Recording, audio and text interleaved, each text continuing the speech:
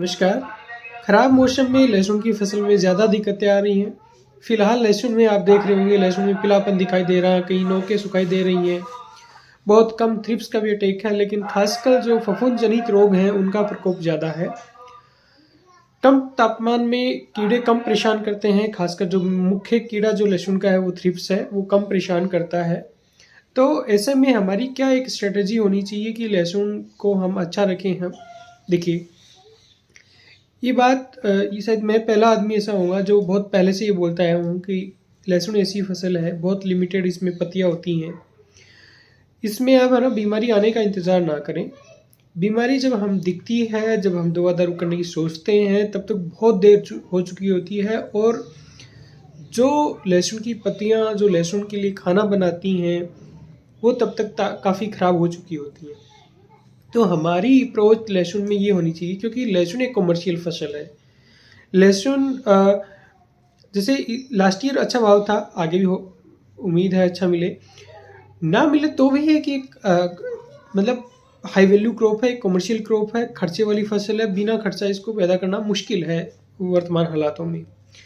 अच्छा, तो क्या कर सकते हैं हम हमारी लहसुन की फसल में? ऐसे फफूंद जनित रोग आ रहे हैं, पोषक तत्वों की कमी रहती है। पोषक तत्वों की क्यों कमी रहती है साहब? पहले तो नहीं होती थी। देखिए, पोषक तत्वों की इसलिए कमी हो रही है कि सोइल में ऑर्गेनिक मैटर नहीं है, कार्बनिक पदार्थ नहीं है, इसलिए इस ज़मीन के पास बफर स्टॉक नहीं है। बफर स्टॉक समझते हैं आप? जिसके पास पड़ा होता है, बफर में कोई चीज़ पड़ी होती है, जब पौधे को ज़रूरत होती है दे देती है। वैसी बात फसल के पास अब ज़मीन के पास वैसा बफर स्टॉक नहीं होता है। क्यों? क्योंकि ज़मीन की हालत उतनी ठीक नहीं है। ऐसे में हमें उसको न्यूट्रिएंट देने होंगे। शायद ये बाद में और लोग भी बोलने लग जाएंगे, कुछ बोल भी रहे हैं कि ऊपर से स्प्रे करनी चाहिए और करनी। मैं बहुत दिनों से इस चीज़ को एडवोकेट करता हूँ कि लहसुन की फसल में खासकर फफूंद का बहुत ख्याल हमें रखना चाहिए और पोषक तत्व तो ऊपर से स्प्रे करके देने चाहिए। जिस कंडीशन में फिलहाल हमारा लहसुन है, उस स्थिति में कुछ की गुड़ाइयाँ अभी हुई हैं, कुछ की गुड़ाई हो चुकी हैं। ऐसे में मैं तो बहुत पहले से ही अप्रोच रहती कि गुड़ाई होने वाली हो या होती गुड़ाई में एक स्प्रे होना चाहिए। उसके बाद में जो दवा है वो खाद के साथ मिलके फेंकनी चाहिए, बाद में पानी लगना चाहिए।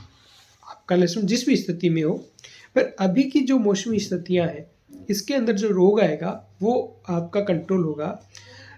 चाहे फफूंद जनित कोई भी रोग हो, क्योंकि अब मैं ये फील करता हूँ कि रोग चाहे वो डाउनी मिल्ड्यू है, स्टीम फिल्म लाइट है, और मतलब मैं एक जनरल एडवाइजरी आप लोगों को दूं तो फंजीसाइड में आप सबसे अच्छा ऑप्शन आपके लिए जो आपके आसपास हर कहीं अवेलेबल हो जाए वो है मेटालेक्जिल प्लस मेनकोजेब। इसकी 2.5 ग्राम मात्रा प्रति लीटर के हिसाब से लेके मेटालेक्जिल प्लस मेनकोजेब की आपको लेना चाहिए। इसके साथ में यदि आपके थ्रिप्स की दिक्कत है तो आप फिप्रोनिल लें, या आप डाइफेंथ्रियोन लें, या टोल्फेनपायराइड लें। लेकिन बहुत अभी मुझे नहीं लगता है कि थ्रिप्स की ज़्यादा दिक्कत है, क्योंकि लो टेम्परेचर पे थ्रिप्स परेशान नहीं करता। तो आपका काम फिप्रोनिल से चल जाना चाहिए। फिप्रोनिल के किसी के साथ मिक्स में आ रहा होगा, फिप्रोनिल प्लस इमिड आ रहा होगा, या आपकी कतई दिक्कत नहीं है थ्रिप्स की, तो ज़बरदस्ती ये खर्चा बढ़ाने की कोई ज़रूरत नहीं है। सिंपल आप नीम ऑयल ले लें 10,000 ppm लें, या और कोई रस चूसने वाले कीड़े के लिए जो इंसेक्टिसाइड है उस पर रहें। नीम ऑयल तो साथ ले लेंगे तो ठीक रहेगा। और जो तीसरी चीज़ हमें ऐड करनी है वो है आपका न्यूट्रिएंट। न्यूट्रिएंट में देखिए, वैसे तो एक शेड्यूल के तहत चलना चाहिए, पर मोटा मोटी इस स्टेज में ना मैं आजकल इसमें प्रोटेक्टेड कल्टीवेशन पे ज़्यादा काम कर रहा हूँ। तो ये जल घुलनशील पोषक तत्वों का, इनमें मेरी और एक्सपर्टाइज हासिल की है मैंने, खासकर जल घुलनशील पोषक तत्वों में और रोगों को कंट्रोल करने में। तो ऐसे में मैं आपको सजेस्ट करूँगा कि लहसुन में आपको ना फॉस्फोरस का बहुत ख्याल रखना चाहिए, क्योंकि लो टेम्परेचर रहता है, फास्फोरस अवेलेबिलिटी नहीं रहती है, लहसुन को काफ़ी फॉस्फोरस चाहिए। तो फॉस्फोरस के लिए, इसके लिए जो अपना एक स्प्रे वाला है उसमें न्यूट्रिएंट देने की जहाँ तक बात है, तो वहाँ आप 0 बाउंड 34 रखें, आप उसमें 12 61 रखें। दोनों की कंपेटेबिलिटी भी अच्छी है और फॉस्फोरस खूब खूब मात्रा में चला जाएगा।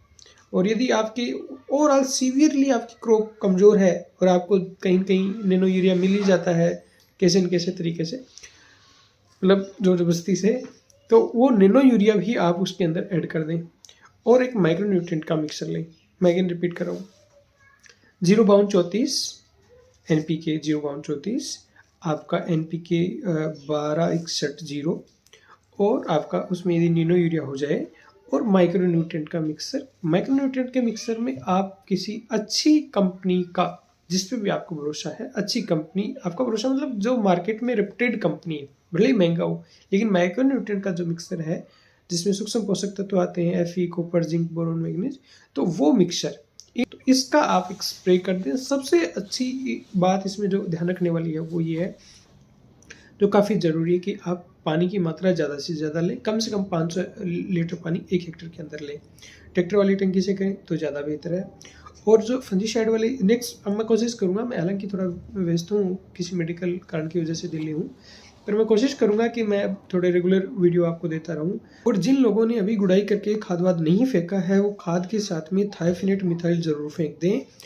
ओवरऑल लहसुन पीला पड़ रहा है, बहुत कमज़ोर है, जड़ खराब हो रही है, फफूंद जनित रोग की वजह से लग रहा है जड़ खराब हो रही है, और पीछे भी आपके लहसुन रहा इस खेत में, तो उसमें आप थायोफिनेट मिथाइल आगे के पानी में भी यदि 300 ग्राम पर बीघा के हिसाब से फेंक देंगे तो कोई बुराई नहीं, अच्छी बात है। थायोफिनेट मिथाइल जड़ वाले रोगों के लिए एक अच्छी चीज़ है। उम्मीद करता हूँ इस वीडियो से आपको कुछ फ़ायदा मिलेगा। आप अपनी राय, अपनी बात कमेंट में रखें।